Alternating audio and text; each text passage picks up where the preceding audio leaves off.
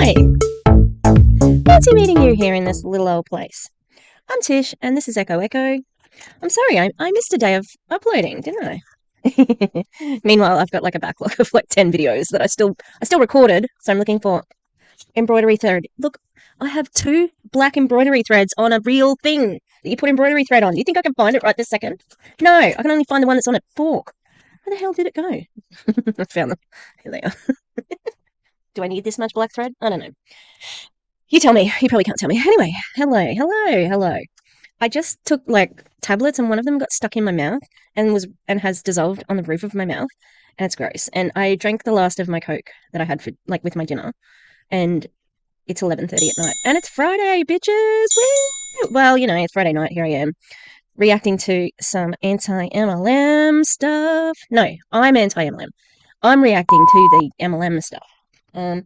Yeah. So, I did tape a rant, a 2-hour rant against Veronica Bay yesterday.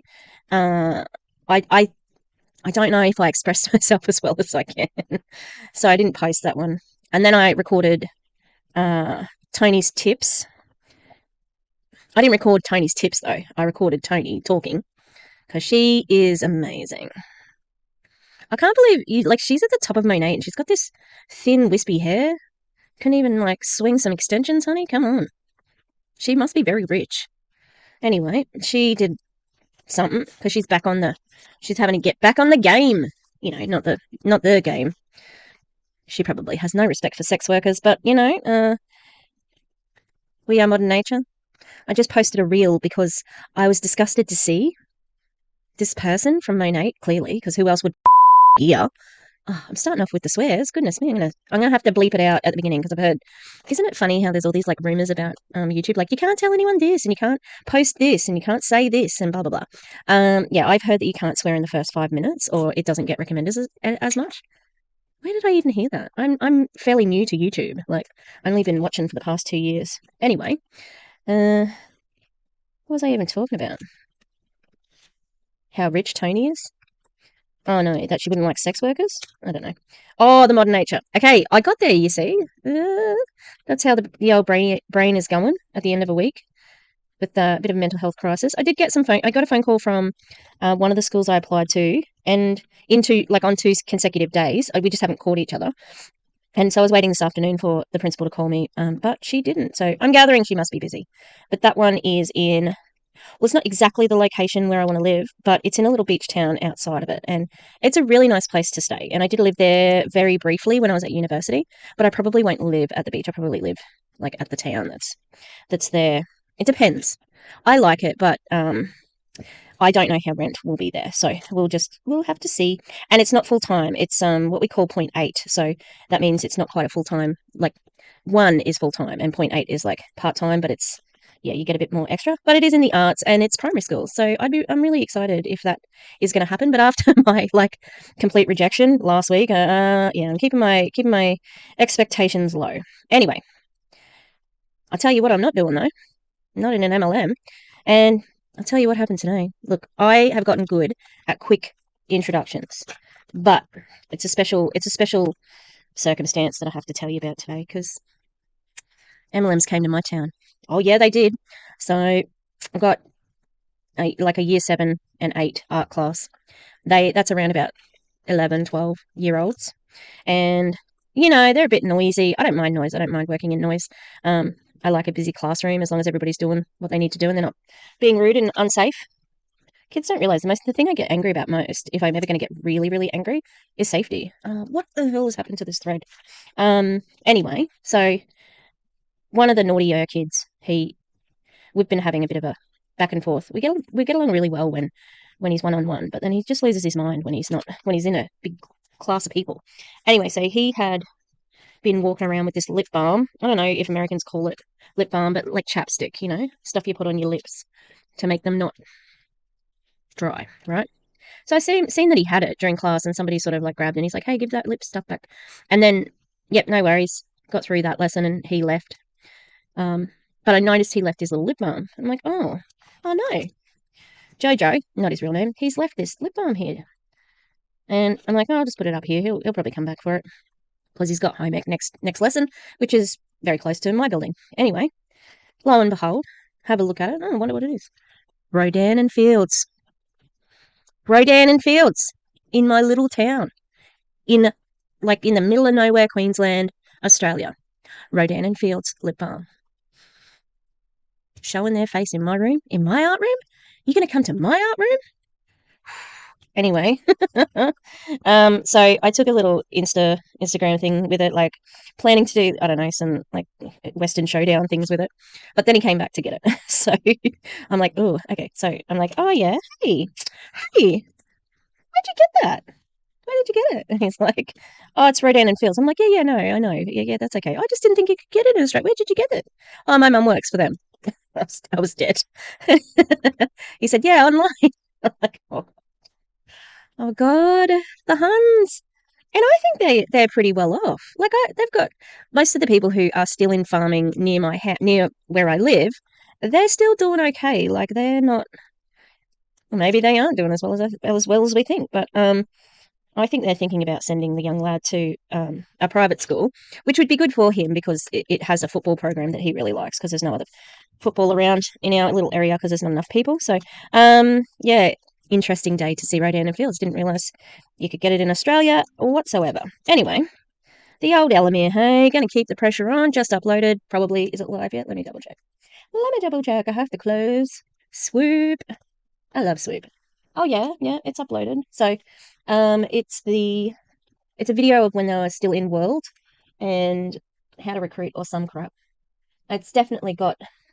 I think my favorite thing about the thumbnail is the building of the pyramid, and there's somebody with a whip who's like whipping one of the servants. And I'm like, I don't know if this thumbnail is inappropriate, but I like it because they suck. Anyway, serial scammers, right there. That woman and her husband, scammy McScam, in my humble opinion, based on their digital footprint, their work history.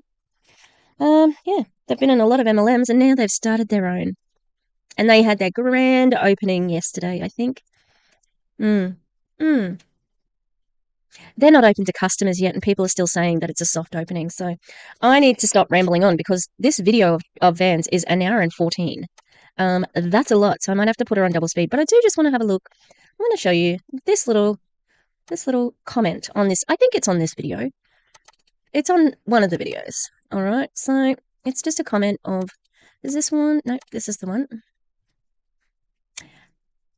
Thank you, Laurie and Billy West. Thank you. I'm over here just cry face. Biggest check I have gotten in this short of a time with a company and with no customers. What? Let's go.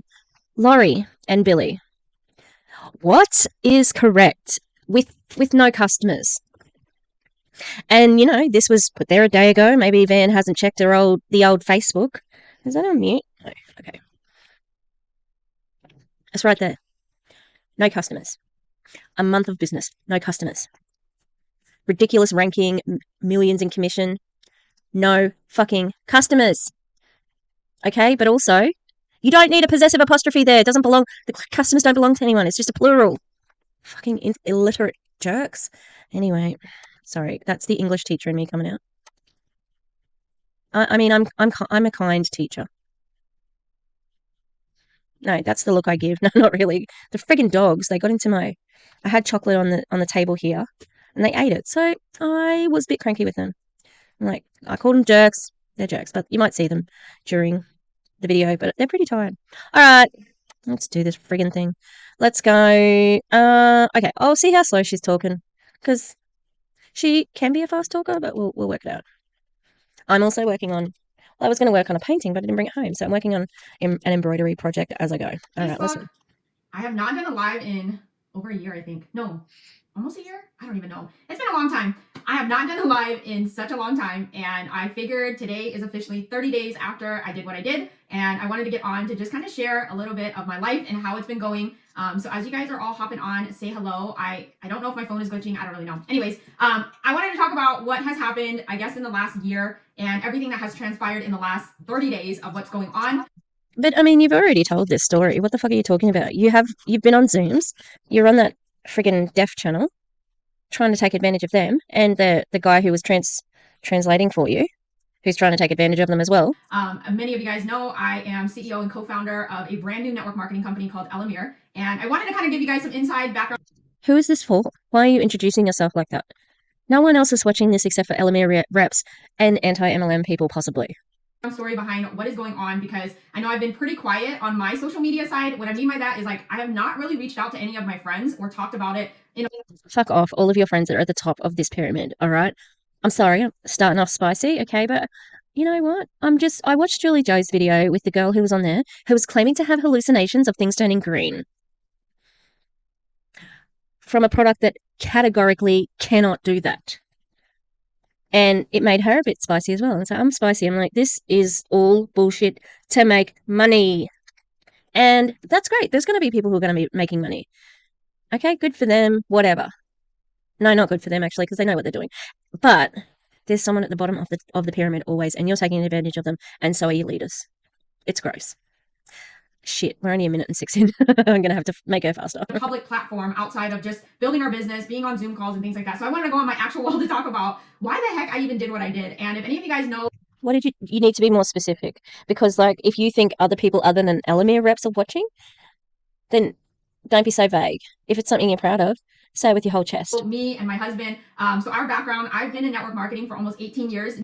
Yeah, she can say she's been in network marketing for 18 years. How many companies have you been in? Because that's the telling thing. Because if you've been in network marketing for 18 years and you've been in 12 different companies, then that doesn't look as good on the resume, because fucking don't go there with network marketers' resumes, okay? You better off, like Chelsea CC Suarez says, don't put it on your resume, please. It's not going to look very good. It just makes you look like a fool. But when you have been in the biz, like she's going to be in the biz, and she is probably already very rich, unless they haven't invested very well, because Tuan did have a crypto MLM, and crypto seems to be coming back, but how much money did you lose? Because it does seem that this is a bit rushed, so maybe you needed to pay some bills. Maybe you weren't as smart with your money as you could have been, and that's why you had to do this. But no, it's for philanthropic reasons, because you watched a YouTube about teen girls who weren't confident and you wanted them to be more present in the moment, even though those two ideas don't really match. Because I've heard her story and it doesn't make sense.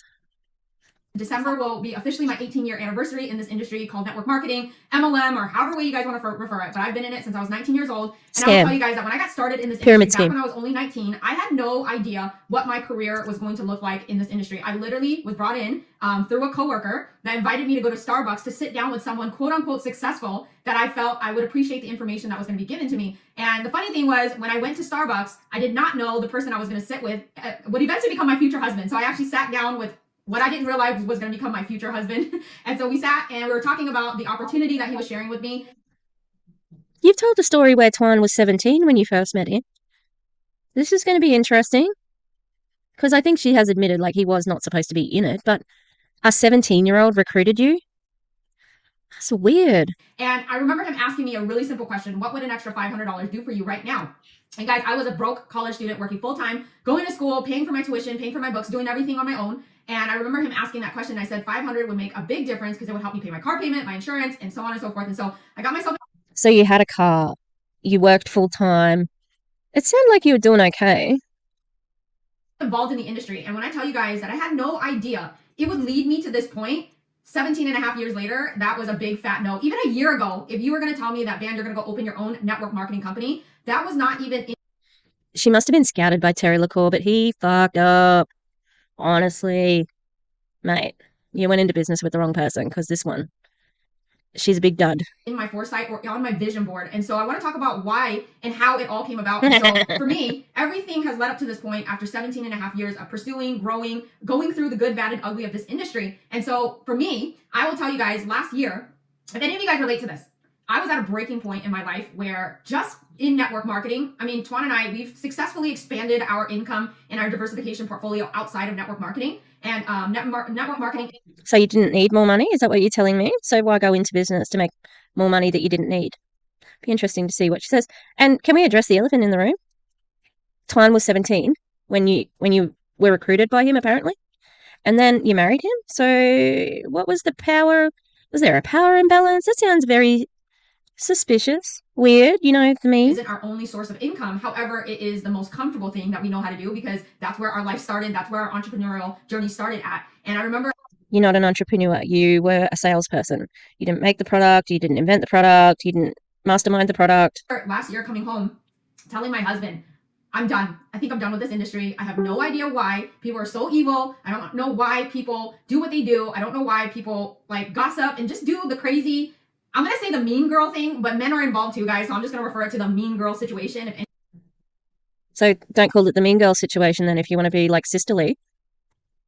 Just say like the gossiping, the backstabbing, which is bullshit. Like, obviously, I mean, not that it didn't happen. I believe that it happens constantly, but it's all bullshit because they pretend that I love this. I love my sideline sister. Oh, but we know the truth. And did you lose some ranks? Maybe? Did you lose a team because you're hopeless as a leader?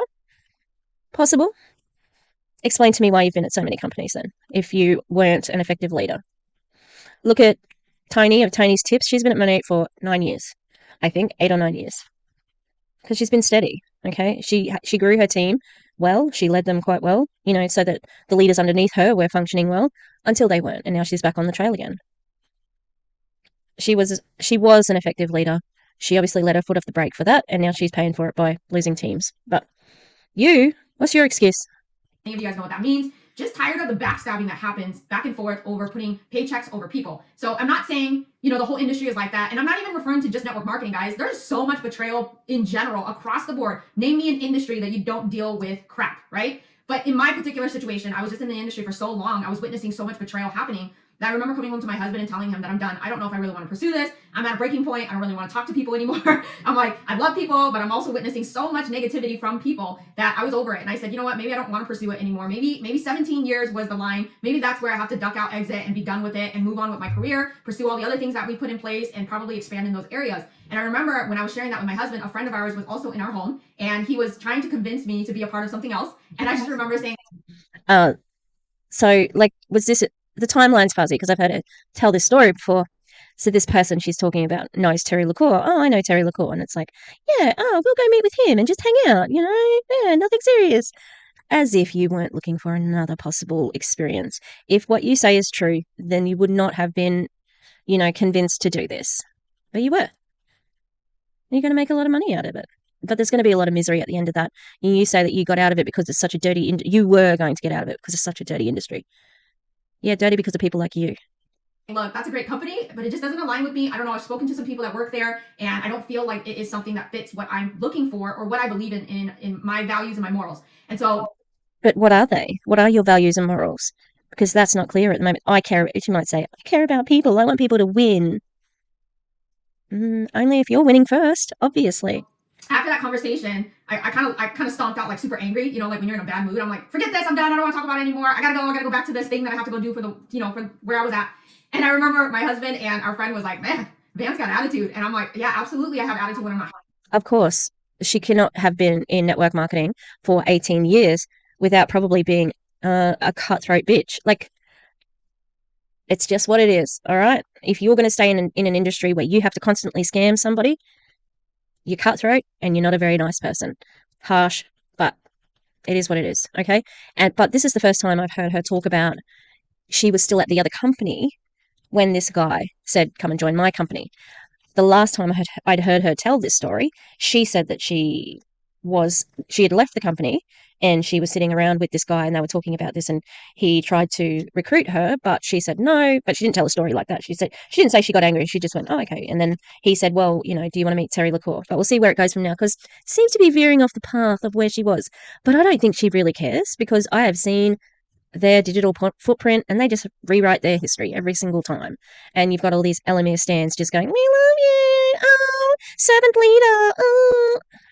Ugh, gag me. And so I remember that friend saying, hey, we're going to be back in town in the next couple weeks. Why don't you come out, talk to our friend, figure out a solution for you? And I said, I don't know. I really don't know where my brain is at. I'm not sure what I ultimately want to do. So I'm like, give me some time. And I remember my husband constantly bugging me like, hey, do you want to meet on this day? Hey, do you want to do this day? And I kid you guys not, I was literally giving every excuse possible, like, no, we can't meet that day because I have to do this. No, we can't meet that day because I got to get Maddie ready for school. And guys, we were literally just moving into our home last year at that time. And I remember going, I don't know, I'm going to be so busy. I don't even know if we have time. And I remember them locking me down into a day. And I said, can it just be this day? Because 2 days later, we have to put our kids into school. So I'm like, I can do this day if you can lock down this day. And I remember them going back and forth saying, yes, let's do it. Come out. I don't even care if you come out later, just come out. And so I remember driving out there. And Are you Beyonce, bitch? Like, what? What the fuck? Like, how do people have to schedule a meeting with you that you can't? Like, this is weird. Why wouldn't you just say no? No, thanks, I don't want a meeting.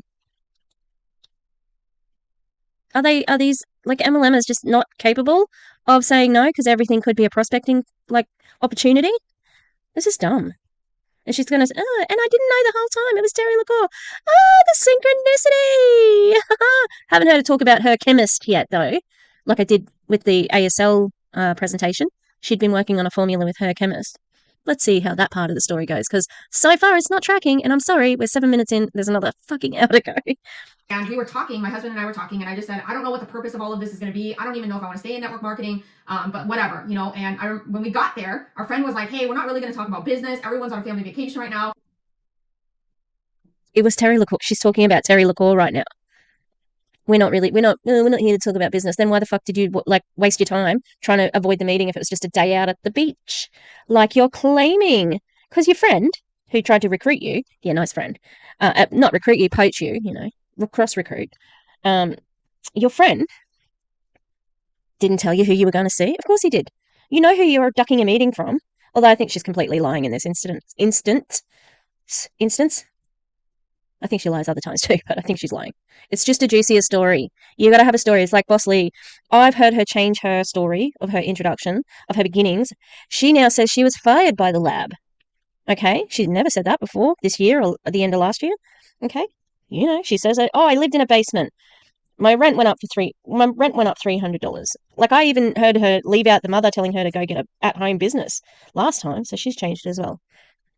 Unfortunately, Boss Lee is the model, and Van's a very good student, obviously. She's changing it to what suits her on the day. That sounds good enough, okay? Because the way she's talking, she thinks there's other people other than Elomir reps on this, and there might be some other MLMers out there just laughing at her because she's ridiculous, and they think that they have really effed up MLM, like, not effed up MLMs, but that they have done this launch so disastrously that it's brought a lot of heat onto MLMs more so than, normal, than people are looking for information about Elomir because of how much they have effed it up. Why am I saying effed it up now? I've been swearing the whole way through. Let's just kind of all hang out. And I said, perfect. I don't want to talk about business. I think I'm sick of business right now. And we were all hanging out. It was fun. We were at the beach in La Jolla. My kids were having a blast because my son, if you guys know anything about my son, he loves sharks. And we were hanging out on a beach where there was leopard sharks like swimming up. Well, nighttime hit and we started having dinner together and we were all sitting there chit-chatting amongst each other. I wasn't even actually talking to our friend. I was speaking to his wife and we were talking about, just mutual things that we love, mutual things that we, whether it's being a mom. Do you know what I really love? I love curcumin, thiamine, and NAC on a yellow square with the consistency of a fruit roll-up. I love that. Terry, nameless friend in this story. Did you hear me talking to your wife about this product? My dad has gone away for a couple of days, so I'm like speaking loudly now. Gosh. Anyway, okay, let's hear the rest of the story.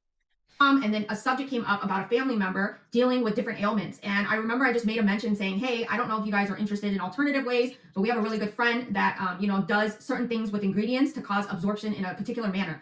And kid you guys not, this literally in the middle of that conversation, I get interrupted by our friend and he goes, Van, I never pitch who I am, but do you know what I do for a living? And then all of us at the table, we thought he was joking around with us because, this person owns $1 billion company. So we're like, yeah, we all know what you do for a living. And he literally said, what you just said, is it real? And I said, yeah, it is very real. We work with them and we're really good friends with them. And he said, it's not your chemist? Who is this mysterious other person who has the secret, ingredients? As if he would have said that. Do you know who I am? I imagine he's probably pretty arrogant and rich, but duh. Everybody knows who he is. You know who he is. This is all bullshit. It's just bullshit, okay? I don't need to make a post-it that says that didn't happen, but okay, let's keep going. Can I get an introductory to them? And I said, absolutely. And he was like, if you're really serious, fly to Texas tomorrow. And, both my husband and I were in shock. I'm like, no, it's not possible. I can't. I got to get my kids in school. I can't get on a plane to go to Texas. Can you give me at least a week? And he was like, yes, if you're really This might be true. I wonder if they had a week to just scramble something together. I wonder, right? Because there is a Korean like strip company that's kind of like that. But I just don't buy it at all. I think she was headhunted by Terry Lacore to be the face of this, and so that he could put it off to somebody else. And then, if it doesn't go so well, fine, whatever. But yeah, mm, mm. I'm not buying it. I'm putting it back, or I'm getting a refund. I'm not buying the story. Okay. Serious, they come to Texas. So ended up pretty much getting our kids in school and arranging everything. And when I tell you guys, I was so like taken aback, like what the heck is going on? We literally we booked everything the following week. All of us flew out to sit down with them at their facility in Texas. Who's all of you? Who is it? Who is in the posse here? Okay, because we don't know. Like, you're telling a story from scratch, apparently. And after about 2.5 hours of having conversations, I remember in that conversation, they looked at me and they said, I guess we're going to go open a company together. And I looked at him and I said, hold on, I didn't sign up for this. I'm so humble. No, I can't share my amazing products. I can't get the millions of dollars. I can't do it, Terry Lacore. Even though I had a meeting with you at the beach on like a day off, and now I've agreed to come to Texas with my chemist. Oh my god, this is such a surprise. It's also sudden. Things that didn't happen. Part 2. Oh my god. I'm sorry if that voice was really annoying. She's annoying. She's very dishonest. I don't believe this for a second. She is the flim flam woman. I didn't come out here to become a company owner. I just was trying to find a solution to the frustration that I was experiencing in my career. And he started to proceed to explain to us that he had this machine that he purchased many, many years ago because there was a market somewhere in Asia that was exploding because of this concept. And so he wanted to figure out a product. Oh, well, this is the first time she's actually acknowledged that this thing sort of existed elsewhere. Interesting. But why would Terry buy a fucking machine that was useless and he didn't? That doesn't gel with me either. I'm sorry. Putting it back, not buying it. That he would be able to manufacture and create. But the current formulations that are currently sitting on the market within his R&D lab, they have not been able to find anything that could fit within a real estate that he needed in order for it to work. So if you guys understand what Elomir... Are you telling me this man with an unlimited budget had to wait to find you, a salesperson in various multi-level marketing companies, from Legal Shield to frickin' World to what else? BioRains, CBD. You and your friend, the chemist, who you haven't called him, our chemist, you're the ones who were able to solve that problem for Terry.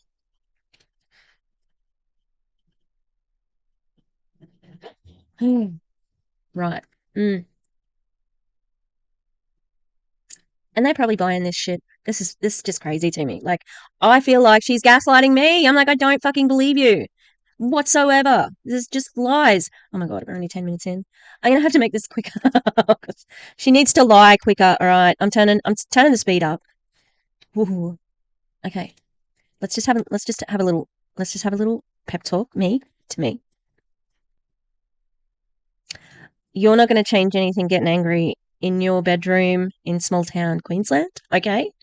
Right this second. So let's bring back the anger. All right, yeah. All right. Let's focus and get through this. She sucks so much. Okay. Or access clarity is, it's an oral mouth strip, right? And those oral mouth strips are very tiny. This is why a lot of people don't believe that we actually have any type of impact on our product, because it's such a tiny piece of... That's not what we don't believe. Okay. Clearly, NAC has properties that are healing because it's used in overdoses. Clearly, curcumin and vitamin B1 have positive effects. Savannah Marie has been taking NAC. She said it was good for, I think she said she had like a headache or she just wasn't feeling okay. But she knew what how much of the NAC she was taking because it was printed on the bottle. You guys don't actually put how much NAC is in there. So no one's doubting that. What we're doubting is that people are actually feeling what they're feeling because of what is happening. As I said before, Julie Jo covered a lady who said she's seen green. Her whole world was green and she could hear music better. Categorically cannot happen with those ingredients, okay? It has to be a placebo or she's lying. real estate that you're working with when you're creating a product. And so when he was sharing with us that there's about 125 megs on this strip of product, and the current formulations that we do have right now with the absorption technology take anywhere between 85 to 100 megs to possibly feel something. But the issue was there wasn't a whole lot of space for them to flavor the product properly, and so they could never develop a product that they felt was worth selling. And the funny thing was, in that meeting, they had given us some samples of product that they were trying to figure out, that they were testing in R&D. And I remember my friend and I, we took one of the products and literally turned our head and spit it into a napkin because it tasted so disgusting. It was like a B complex strip, and we were like, "Oh, it's strawberry flavor." We stuck it in our mouth. It was probably the most bitter, disgusting thing we ever did. And guys, trust me, I'm a healthy eater, so I know the most healthiest things sometimes don't taste the best. But that thing was so nasty, like we literally had to spit it out and drink a half a bottle of water just to dilute the. Why would anyone want to consume anything that they don't like the taste of? It's like Rachel Hollis and having to drink her green juice. You can get your necessary vitamins and minerals by eating good food and just, living well. You don't have to take a gross concoction of crap that actually doesn't help you. Flavor off of our tongue. And that was our issue. And so I remember him saying, if you can get something on this strip under 50 megs or less and make an impact, then we will be able to create something worth selling to the market. And so I remember him talking, and we kind of all looked at each other and like, well, yeah, we never pursued that small amount, but because of the way the absorption process works, it can absolutely fit within that realm. We just got to play with some ingredients.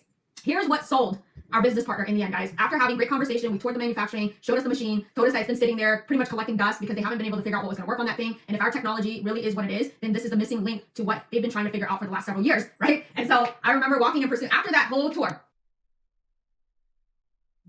I think I can hear my dad's dog. He's still here. He's just in his room. Is he barking or is someone snoring? Maybe it's something in her video. But also, it still doesn't make sense to me. This still does not make sense how you had the solution to this. And like I said, this is like the second or third time I've heard this story. What are your qualifications for deciding on the chemistry of a sublingual strip? Fitting the real estate the right real estate on the strip and the right flavoring that goes with it. I cannot imagine how many people it took to actually do that, because this is not the truth. This is an absolute lie, okay? She's getting better at her delivery of it because it is sounding a little bit more natural, but it doesn't make sense. Like, the actual words she's saying don't make sense. This did not happen. It did not happen. We went back to the boardroom, and our friend had created this blend, because at the time, guys, it was the middle of, well, it was kind of at the tail end of the height of everything going on in the. She's saying our friend. Previously, when she has told this story, she's called that person their chemist. So why is he not a chemist anymore? Have people exposed that he's not a chemist? Or does he not exist, and so therefore you can't really mention anything? Because then they'll say, oh, who does Van Antoine? Who do they hang out with? Do they hang out with anyone who's got a Bachelor of Science majoring in chemistry? No, they don't. We might ask less questions if we don't have that. She says so much and means so much different. And this is what I'm happy to be an anti-MLM creator. Thanks for it's nuts. My last video I said I was going to reach 100, and I'm 157, like crazy, insane. But I love this. It's fantastic. And I love decoding this because, my students say to me every single day, why are we doing this? Like, I had a fight today with one of the kids about studying Shakespeare. And I said, you know what? It's not about Shakespeare. It's about learning about the human condition. It's about learning how to persuade, because I've got to write a persuasive essay. It's about learning how to persuade. It's about learning empathy and sympathy and, just how to express yourself. And it's also about having a control of language. So I and decoding what things mean, what does this mean? We had an advertising unit we did last year, and I didn't go into depth into MLMs. But I would have this year if I was still teaching that unit, because they are, well, I might be able to, actually. I'll see how I go, because they're supposed to be working on poetry, It was a struggle to get them to even be half interested in Shakespeare this term. It's only because we're looking at The Lion King. But they haven't been taught how to write a resume yet. So I'm like, can we do that instead of poetry? Because that is actually useful for them. Even though I find teaching work skills boring as shit, they are necessary skills, especially because the age they are applying for jobs. And we could look at different job models as a part of that, including don't get scammed by an MLM like this lady did. I don't know. I'd like to hear more about the origin story. I don't know, she had a car, she was going to school, she had a job.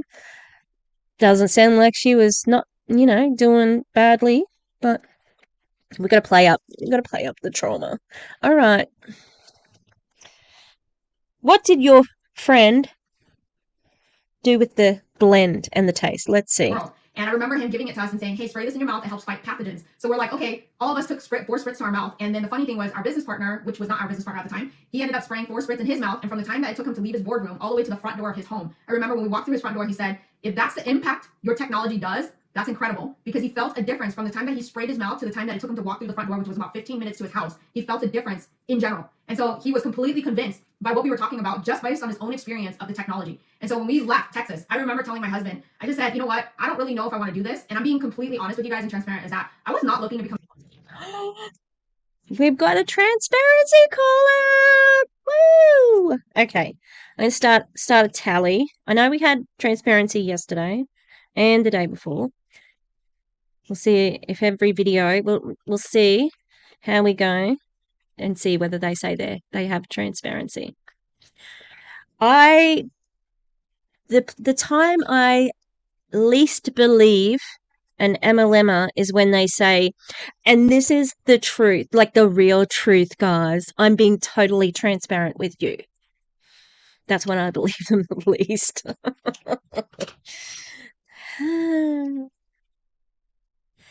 Tell us about how honest you are without having to actually prove it. Anyway. An owner here. I was not looking to become a CEO in my career. And here's why. Because I just never felt the desire to do so, because we've been successful and we've always been successul as top builders, top income earners in all companies that we've ever pursued. And never was it in our foresight to go out there. How many companies is that? And I think that they used to just MLM hop, get to the top of the table, get their fast start bonuses, and then book it and go to the next company, build a team, get their top bonus, and just take the team wherever they're going. Because that's why they've got some loyal fans in there. They call it a tree. There's pointing at the top and wide at the bottom. It's got a triangular shape. I wouldn't really call it a tree. It's triangular, so, own our own deal. And so when we were flying back home, I remember expressing to my husband the reluctancy that I was feeling, because I said, I don't know if this is what I was supposed to do. I don't know if this is what we were designed to do. And there was a lot of fear in me. If any of you guys have ever been presented an opportunity where it's brand new to you, you're not familiar with it, you're not used to it, or you've never had success in it, I'm sure you know that same feeling. There's a lot of fear in place because a lot of us, as a top income earner of many multi-level marketing companies, she would be in with the CEOs because they have to be, because it's got this weird symbiotic, freaking unhealthy attachment to CEOs that they do. She knows what it involves. It's not new. She knows. This is just a lie. And she just said that she was going to be totally honest with us. fear the failure of it, because whether it's us being judged or, me, my problem is I'm a perfectionist. My brain works in that manner where if I don't do it, I accidentally put the end of the needle in my thumb, and it was just on, like when you just like pierce the edge of the skin that doesn't really hurt, but god damn it. I need the meme because I did download the meme. I need to play it right now because she just said, this woman just said, can I hear Dash? No. It could be snoring. Okay. Are you ready? Are you ready for this? This woman just said that she was a perfectionist. Okay.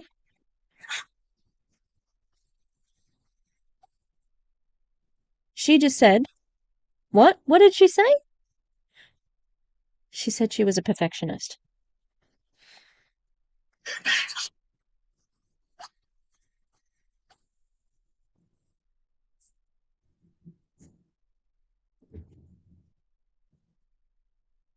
I present to you the case of Elomir.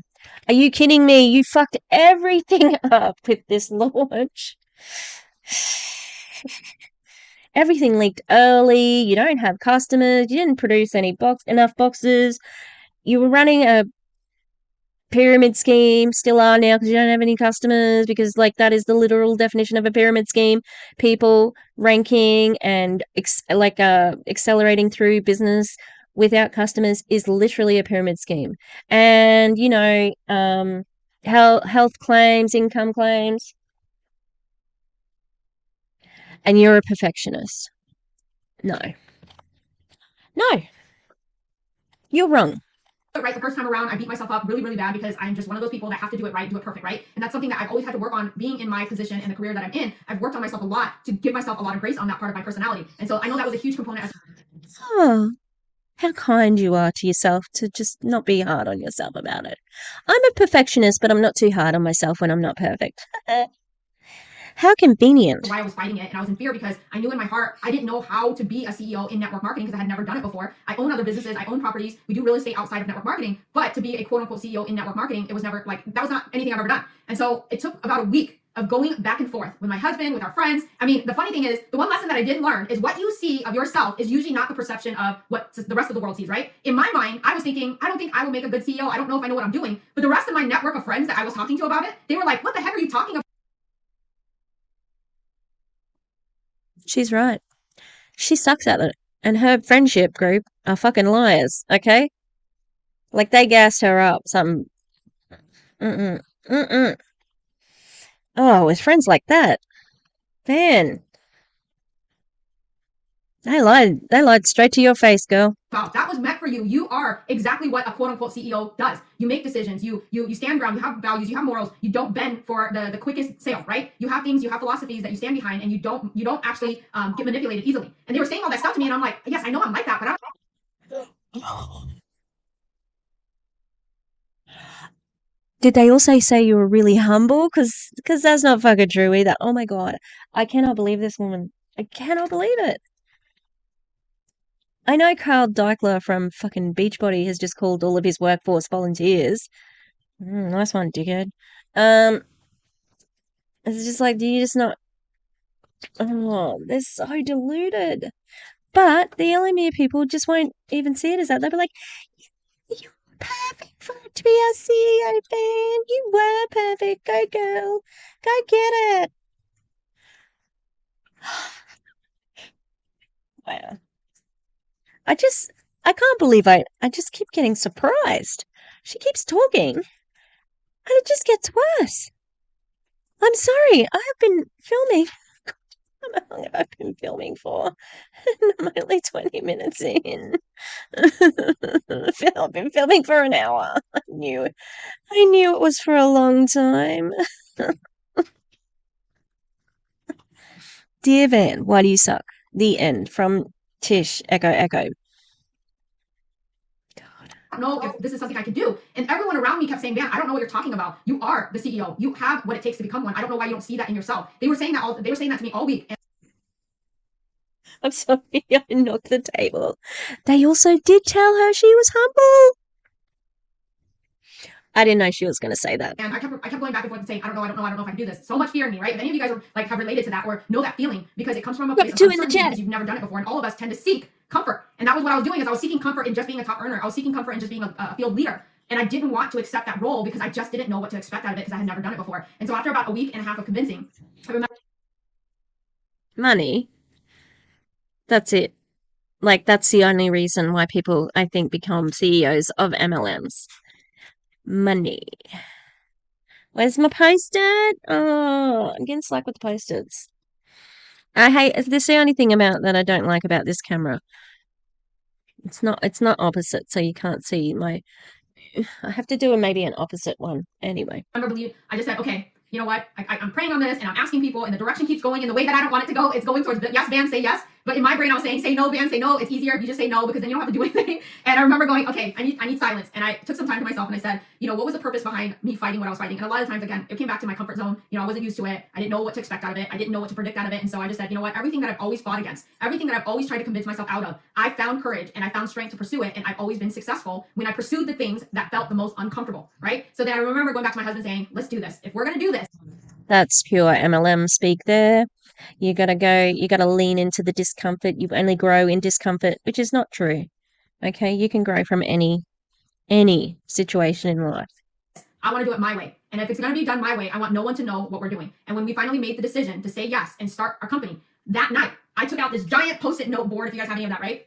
I laid on the ground in my kitchen. If anyone's ever been to my house, I literally laid down on the ground where my kitchen island was, and I sat down and I wrote out the culture of what this company was going to look like. I didn't have a name for the company yet. I'm gonna have to pause.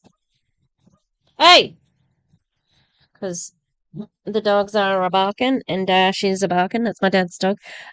Oh, well, he used to be my dog, but then he and Wilbur don't get along. So, and because Wilbur's like he's the father of the pack here, and they just we had a period where they weren't living together, and then when they came back together, they were just clashed, and then my dad needed a pal, and they get along. They're both cranky old men together. They're sweet, but my dad's away at the moment, so and he gets a little bit old and doddery, so I'm gonna go and just do a check on the old boy, and I'm gonna pause. We're going to get to No, that point in a shush, second. shush. I don't care that you sat on your frigging kitchen, like you laid on your floor at home. So, would it have been like more meaningful if you did it at your work desk? Probs not, eh? Alright. And we're back. Oh, he's a sweet old man. Just gave him a good pat, bit of loving. Put my dad's shorts with him. Got my dad's shorts out of the laundry or his washing basket so he could sleep with him. But he does miss him. He loves my dad. All right, let's keep going with this. All right, go. I remember sitting down saying, if I'm going to do this, I want to do it right in my eyes. I want to do better by what I know was not working in this industry. And I want to take all the good, bad, and ugly of my experience, and I want to apply the good, get rid of the ugly, and pursue better for me and better for whoever decides. I hope you've got another 55 minutes, God help me. I'd be interested to see whether you actually talk about that, because this is the same thing every single person ever who pivots to a new MLM. I wanted to take away the good, bad, the ugly, blah, blah, blah, blah. To join the journey. And so I sat down, literally wrote 3 pages long of what the culture of this company was going to look like prior to me even deciding the name. 3 pages? Of the company. And so I wrote it all down. I took the Post-it note. If anybody knows me, I'm a cycle for planning, right? Because I have to have an idea. I have to have concepts. I have to have a direction of where it's going to go. Literally took those Post-it notes and plastered it all over my office wall. And I said, this is the culture. This is the focus. This is what we are going to stand for. This is what we're not going to stand for. Okay, so that's great that you were thinking about the culture, but maybe you should have thought about the product a bit more. Yeah, I don't know.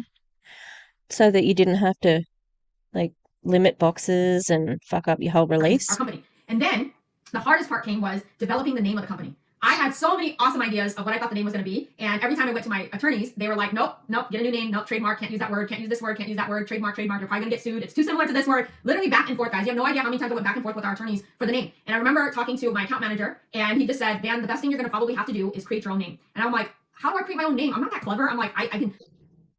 Isn't that what you were doing before?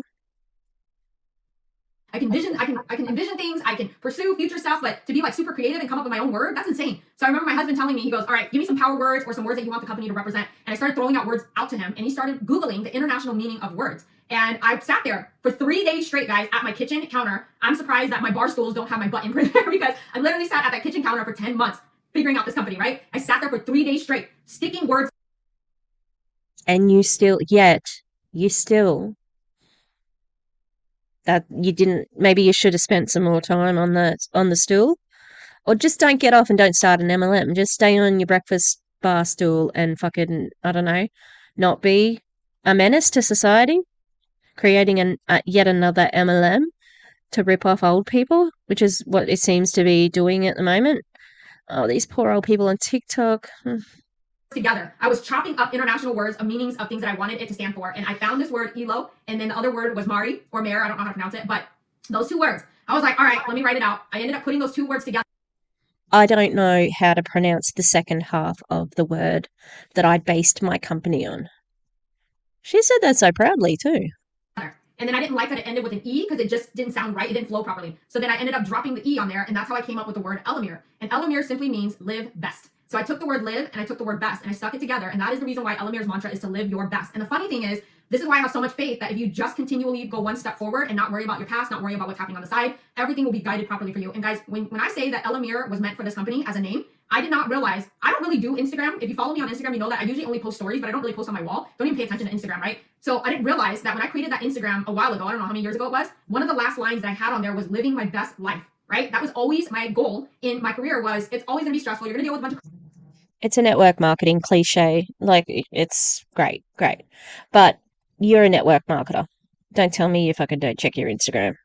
crap. But as long as I focused on living my best life, whether it was physically, mentally, emotionally, relationship, business, I didn't realize that that was my mantra on Instagram that I put there. And it was funny. So when I came up with that name, I was like, holy crap, this is exactly the name of the company. This was everything that I ever stood for when I was running in my career of network marketing as a field distributor, was that I always wanted to live my best life, to let it be the example for others to follow. If you saw that mentally I was working on becoming the best version of me, if you saw that I was working on my relationships to show up as the best person as possible, emotionally, all those things, if you saw that I was constantly improving and working on becoming that best version, hopefully I become an example that you're inspired by to follow. And so that's always been the things that I focused on in my career. And so when I realized that that is exactly the name meant for this company, I went back to our legal team and I said, the name of the company is called Elomir. And I remember sharing that name with several people. Not a lot of people knew the name. There's probably less than 5 people that I had told them. I said, the name of our company is called Elomir. And I remember them coming back telling me, wow, that actually flows really well and I like it. And I got the Elomir.com, which is amazing. Anybody that knows, if you can get a .com, that's a big deal, right? There's so many websites that if you were to use a regular word, a regular name, you are not going to get the .com of it. I did not want .org. I didn't want .co. I wanted a .com. And when I came up with that name and it was able to have Elomir.com.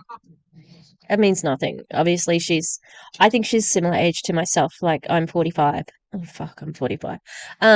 Because I've been a teacher for 20 years. Okay, I'm really proud of my career history.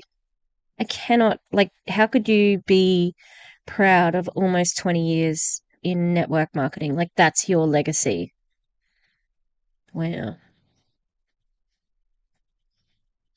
I can't imagine it. I honestly can't imagine being so proud of this thing that exploits so many people.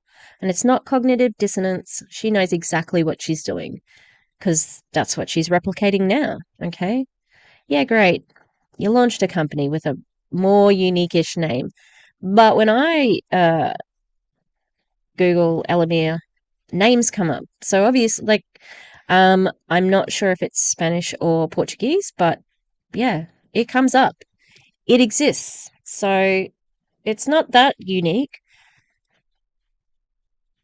That was such a big deal. You guys have no idea. Building a company is so much work. It is so much little intricate details that you never pay attention to when you are a field distributor, right? So we came up with that name. That's when everything started working behind the scenes. And when I tell you guys that I literally busted my butt day in, day out, creating the concept. Doing what? Creating those shitty, like, pictures with the cover bits so we wouldn't know what the company name was? Writing a shitty comp plan that you probably got from someone else? Same with your website? Like, what do you mean? Like, that's not hard work. That's pretty easy. Especially if you've got like a Squarespace subscription, whatever. Oh no, she got the .com. But in other words, she probably hired somebody to do the website. Because they have money. They're in real estate and crypto. Making sure, hang on guys, hopefully you can still hear me because I had a phone call come through. We wanted everything to be exactly what we wanted it to be before we went live. And one of the first number one priority was our product. Our product was obviously going to be our game changer. It was going to be our concept, busting through the market of network marketing, pursuing the strip concept, not saying that we're the first to market with a strip. There have been many markets of companies, whether in and out of network marketing, that has attempted to create the strip concept. But the difference between our product and other products on the market is our absorption technology is what separates us. And so when I finally decided the name, the culture, I said the product is our number one. What does that mean? Your absorption technology. Like I've said before, I used to take Suboxone. It's a opiate treatment program thing similar to Narcan, but like for people, in recovery.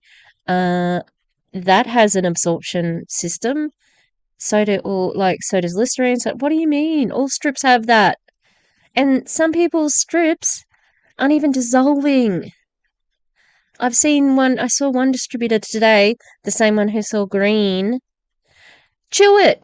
That's disgusting. That's not absorbing, okay? And I'm really sorry to tell you, but a chemist who commented on my video said that it, whenever it's in the mouth, there is saliva. It is always a part of the digestive system. Some of it will go there. Oh, I feel like she's talking down to people because they're just going to buy whatever she says. She's treating them like idiots and they're like, yay, she's our hero because she filled your bank account. Joel, the one whose mother was healed from cancer by Jesus, he called into a Zoom call, appeared on the screen while he was driving, and the first thing that came out of his mouth was, I have to get to Icon 5. So I'm not feeling sorry for many people in Elomir at the moment, except for Dora. Dora, if you're out there, hi. Get out of Elomir. You're awesome, and your side boob. Priority went to our lab, created a form. She did not also. She's completely dropped this story about being on YouTube one night and seeing these girls who weren't confident. Where'd that part of your story go? Because you wanted them to be more present in the moment. You haven't talked about that because you said this is why I did what I did. I was part of the law. You don't want to miss any of it. Told them exactly what I wanted. And when I tell you guys what inspired this formulation, a year prior to even committing to start a company, guys, I was doing the random click on YouTube, right? You guys ever do that where you watch like... I literally did not know she was going to say this next. Maybe she forgot earlier. Oh. That's how predictable you are. YouTube videos, and then it links to another one, and then you just like randomly start clicking other videos and you start watching it. I remember randomly clicking an interview.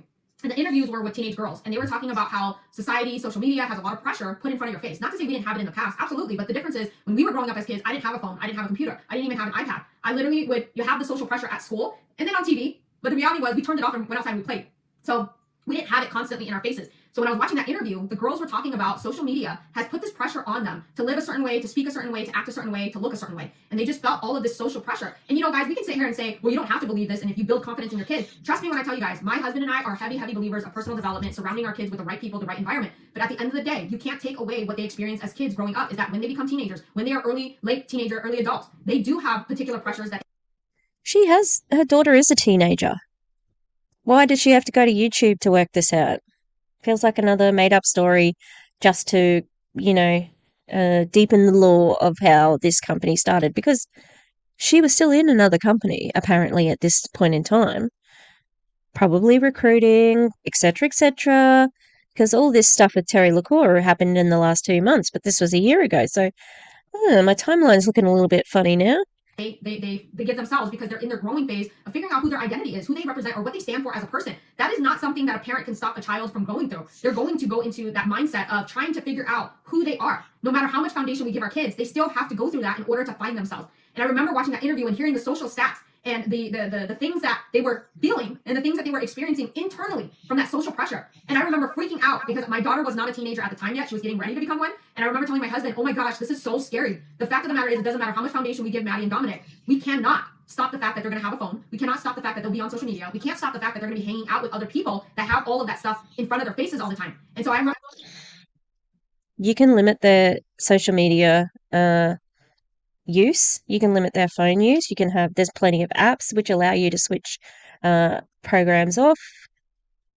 There's guided access, which you can, give them here. You can play this game. Doesn't allow them to go anywhere else. There's plenty of things that you can do to ensure the safety of the child. All right? And this is just more bullshit.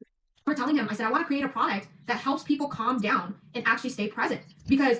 But see, that doesn't fit with like a teenage girl feeling bad about peer pressure or pressure from social media. I don't think I pointed that out the last time I heard this story, but what is the fucking connection there? Because I've done a course on teaching mindfulness to young people, at a university that actually was well funded and, based on research but you're not talking about that, all right? Because meditation would be fantastic for young people, especially anyone who is a behavior problem. But you don't know fuck all about that because you are a network marketer. You are not in any sort of profession that deals with young people like I have. Like I am, sorry, not I have, like I have done, okay? I had to study child psychology when I was at university. And in my first year, I just did normal psychology. I thought I was going to love it. I hated it. It was boring. Anyway, mindfulness is very awesome and it could be a really good tool for children. But, sweetie, it's not connecting here. Those two ideas do not connect. Being more present and fighting peer pressure.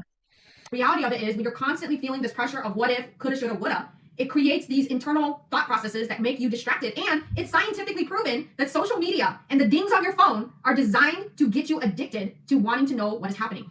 True, but source, okay? Because we allowed mobile phones last year, right? The year before, we didn't have any. Oh, it was heaven. I loved it. No, apparently people would sneak it and go to the toilet and play something, some sort of interactive game that was really wild and everybody loved it. And out here, they still use Snapchat. I'm like, I haven't looked at my Snapchat in 4 years. No, maybe like less. But and then we've been trying to get rid of them for a long time. And like they're finally banned in the junior school. I think they'll get banned in the senior school. So our junior school is year 7, 8, and 9, and then senior school's year 10, 11, 12. But I think they'll be gone in the whole school soon enough, which I don't mind because it does take them away from the moment. I remember having talks with my drama class about people being on their phones and just saying, I really value being in this space with you, and I don't want anyone else to be in this space with us. This is our space, and I don't want you to share it because it takes you away from this space. And they were usually pretty good with it, but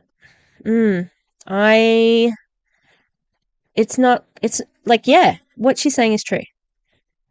Some people are addicted to their phones, and there are endorphin rushes happening when they get views, likes, whatever. That's real. But it's got nothing to do with what she's talking about and what her product is supposed to do. Because there's a particular dopamine that gets released when you hear the ding, when you see the text message come through, when you see the messenger box come in, a dopamine gets released. This is scientifically proven, guys. You can watch all of the social experiment. There's a ton of things clinically proven right now that this is what social media and notifications on your phone does to your brain, is that it releases a specific dopamine. And because that dopamine is very addicting, because it makes you feel like you're drowning out whatever fear that you don't want to face or incident that you have in your mind that you just don't want to pay attention to.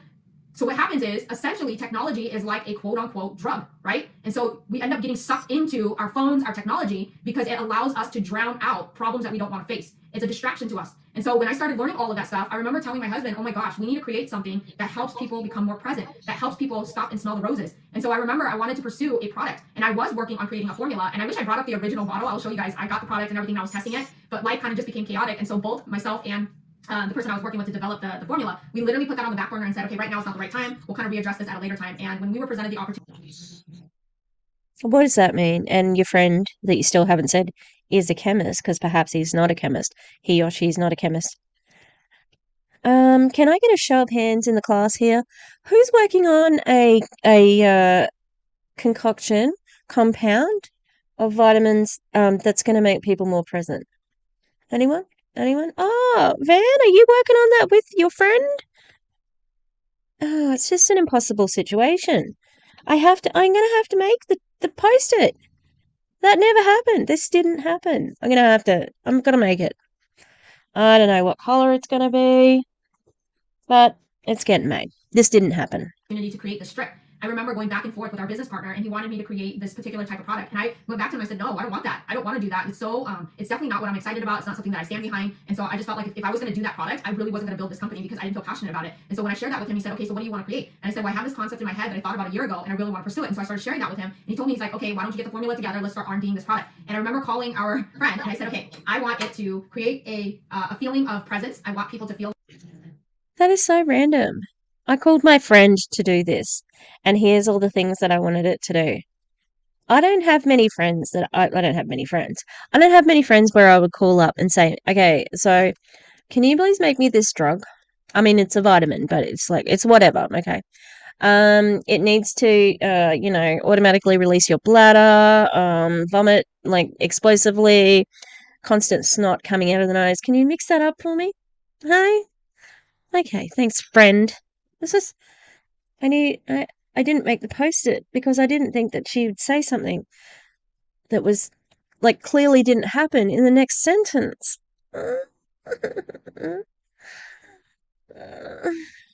I'm I'm losing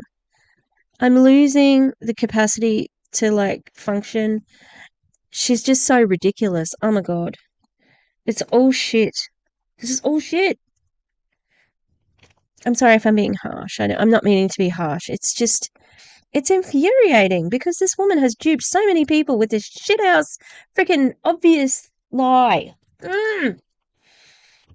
Like they can engage in the conversation they're having. I want people to feel like they don't have to worry about the future. They don't have to worry about the to-dos. They can worry about what is being said right now.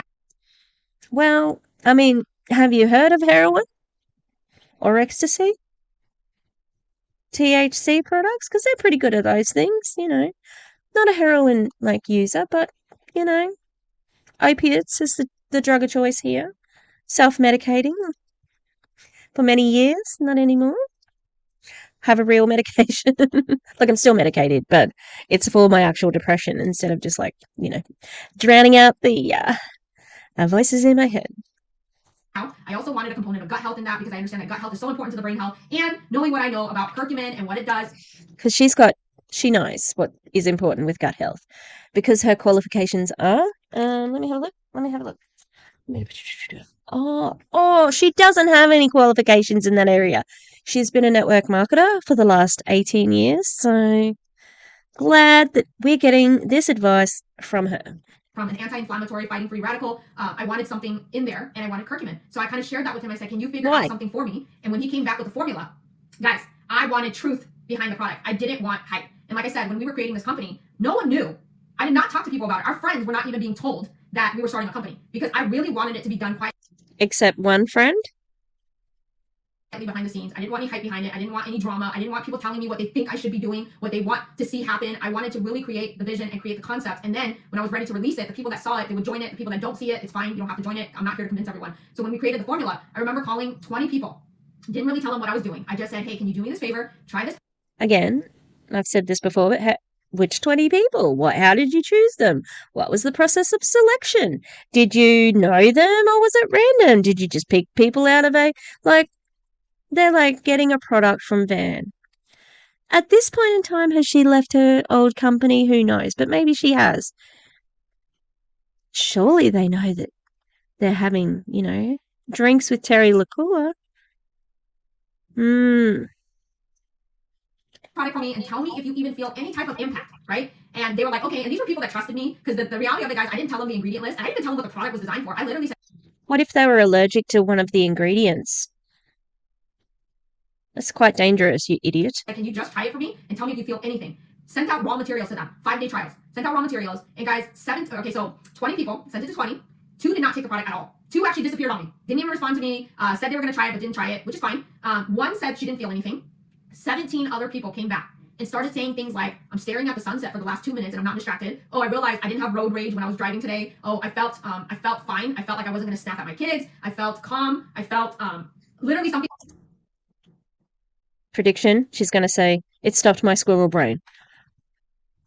If I get this right, oh man, I'm going to be hyped. People were like, my husband said he felt tired, right? My husband felt so relaxed that he literally passed out on the couch after he took the product. My friend, she told me, she was like, it felt like a weight was lifted off of her shoulder when she took the product. And they were all coming back saying, is this what I'm supposed to be feeling? And I just said, yeah, that's exactly how you're supposed to feel. And they were like, well, this is interesting. And that was when we decided this is the formula. After we Damn it. I should have said weight off the shoulders. That was the other one everyone's saying. Had my money on friggin' squirrel brain. Damn. blindly tested 20 people, we just said, just try it out, let me know what your thoughts are. And Also, like, this is how she's saying, it's just here's our random sample. Did you have a control group? Did you have, like, this is not scientific proof of anything. Is it peer reviewed? What were the conditions? This is really your proof? back, and it was pretty successful, and we sent that formula to the R&D lab in Texas. And guys, when I tell you we spent 9 months perfecting this product, so you worked in the lab as a chemist, but I thought you were busy, like, getting all the details of the company out.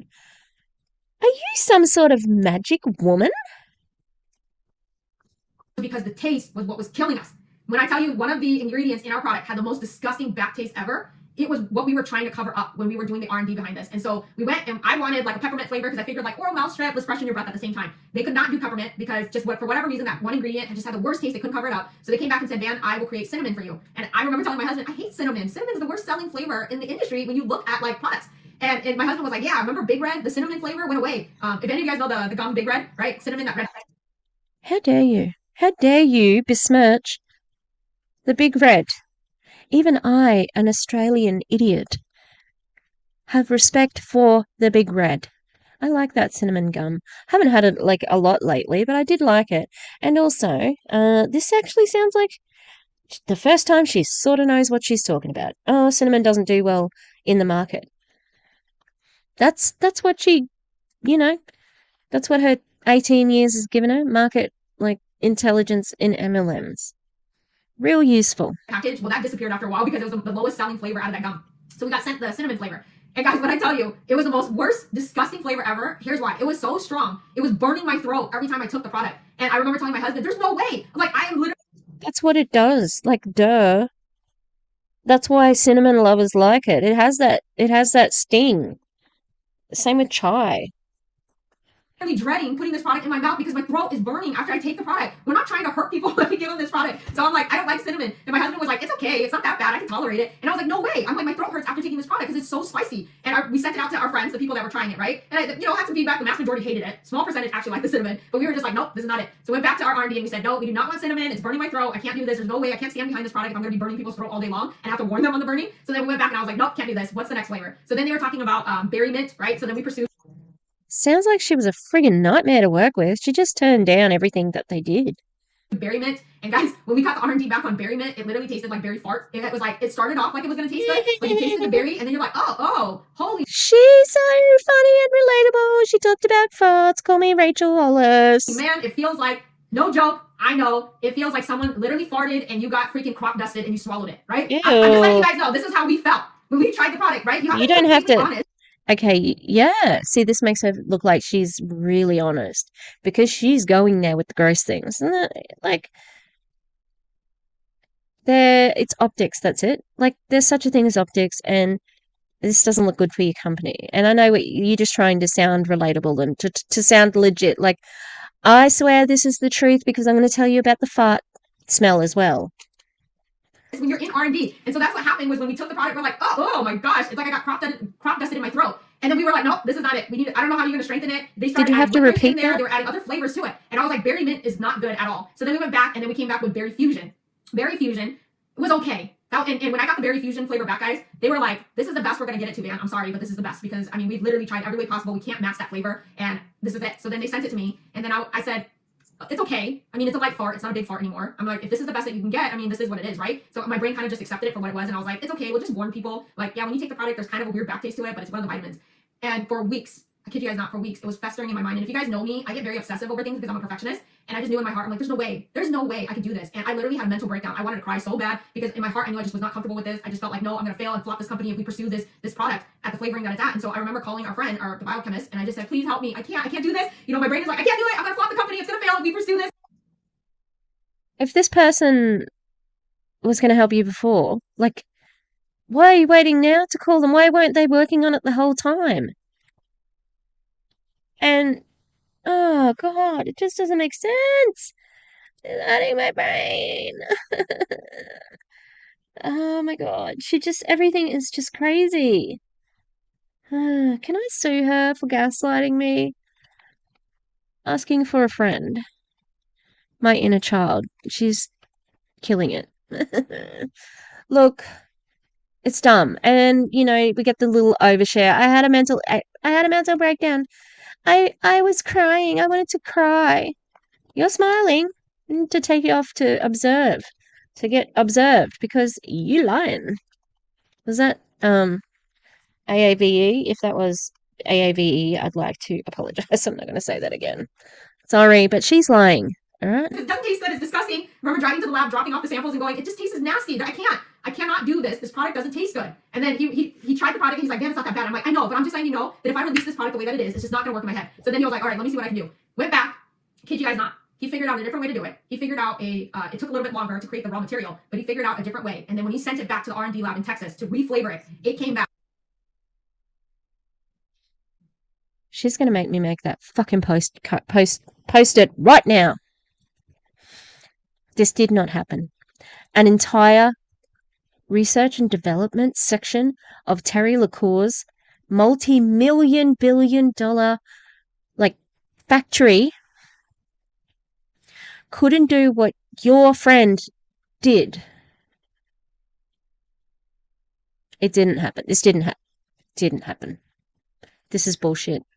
And I remember tasting it for the very first time after we changed it, that it tasted like a fruit roll-up. And I was like, oh my gosh, this is why you should never give up if your gut intuition is telling you keep going. Because sometimes when people tell you no, you think that is the dead road. But my obsessive personality of perfection said no. No is not no. They just don't see the vision. They don't know. I gotta figure it out. So thank goodness I called and literally almost cried to my friend and said, I can't do this. I gotta get it better. I gotta get it better. Came back.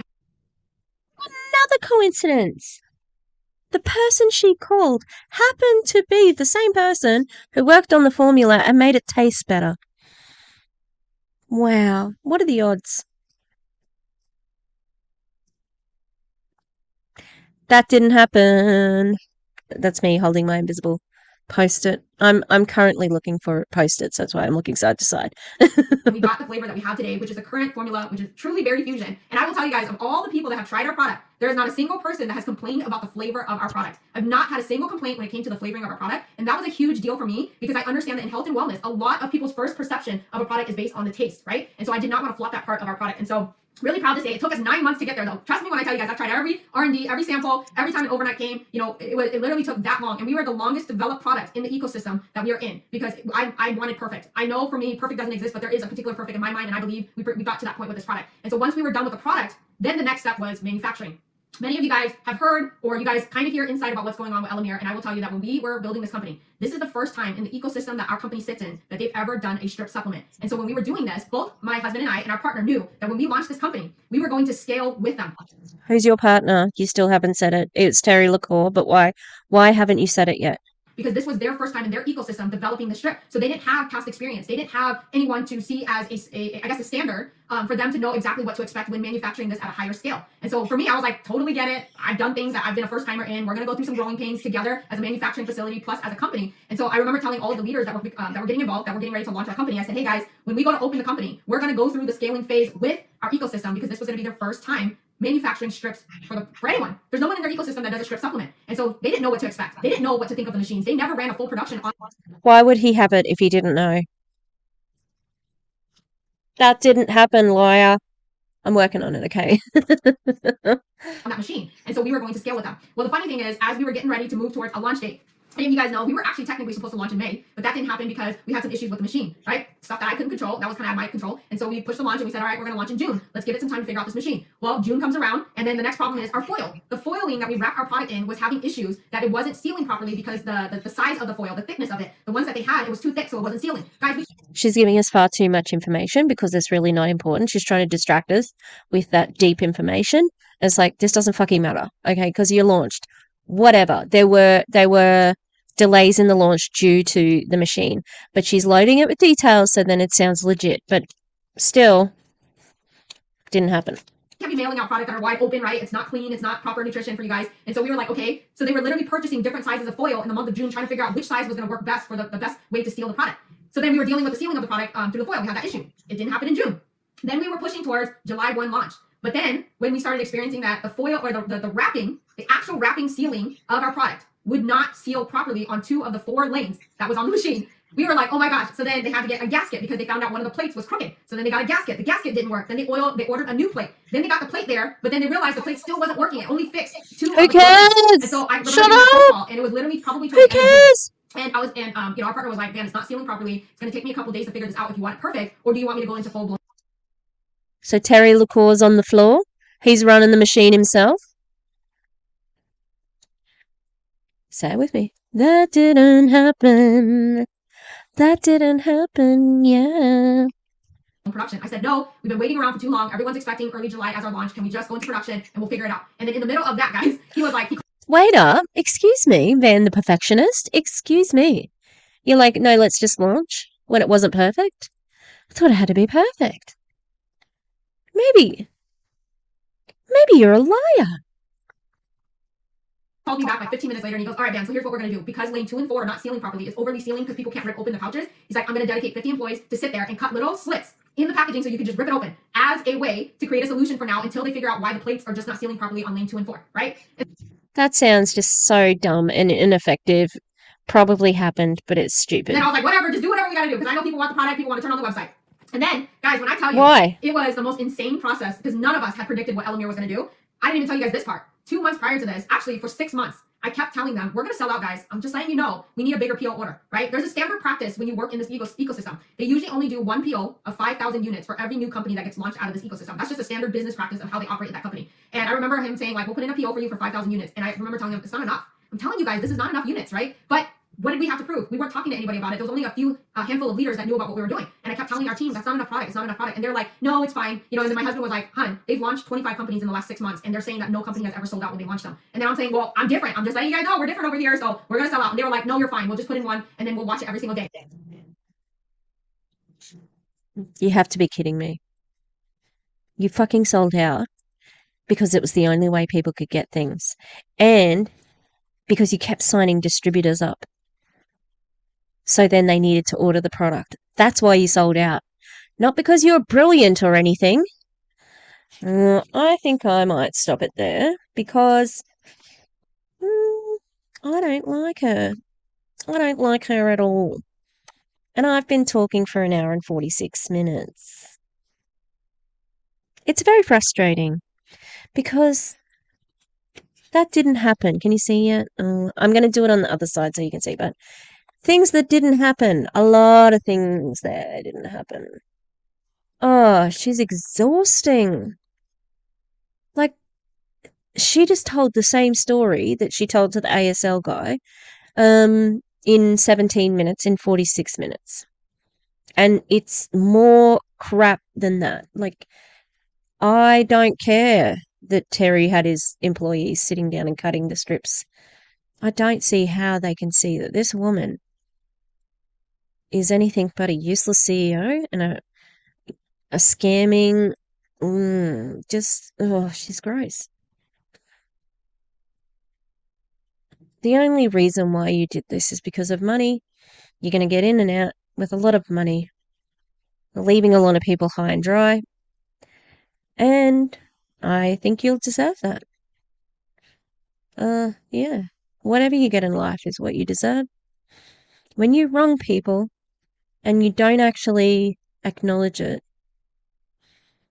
there's a special place for you in the afterlife, and it's not pretty. However, I think just existing on the day-to-day, knowing that any moment your little fraud, your little scam could come falling apart would keep you pretty worried because you could be found out at any moment. And guess what? We found out. You're going to stick your head up as a CEO. We're going to go after it. All right. So at 1 hour 48, oh my God, help me. And she's been speaking for 46 minutes, so I've been speaking for over an hour. Oh, I'm a chatty bitch. Lots of swearing in this one, I'm sorry. I did get a bit angry, not ad hominem attacks. It's not about who she is. I don't give a crap. It's about just she's arrogant. She's a liar, in my opinion. The amount of people she must have scammed over the 18 years would be phenomenal. If there's any watching, get in touch. I'd love to hear about it because I think this is all a facade. She showed little bits of it when she was saying, no, we're not doing it that way. No, I'm not releasing a product. No. So I wonder what she's really like because this is just a vignette of her day. Anyway, thank you if you've been here the whole time.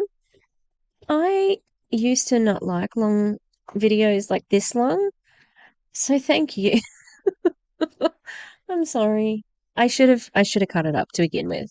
And I should have had her on 1.5 to start with as well. So I do apologize for keeping you. Hopefully it's one that you can put on the background and just have a little bit of a listen to. Maybe a trip somewhere, you know, put it on in the background.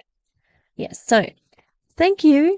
Thank you a billion million cinnamon big red bubblegum sticks for watching, liking, subscribing, having a chat. I've had a few messages from Aussies. Hi.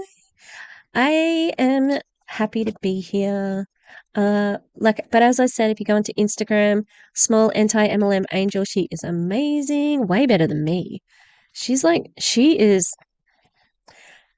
amazing, the best. All right. Anyway, we will finish this maybe tomorrow. I've still got the second half of iGenius and my Girls Next Door. It needs to go out as well. I don't think I'm going to edit too much of that one. But anyway, I will see you next time. Goodbye.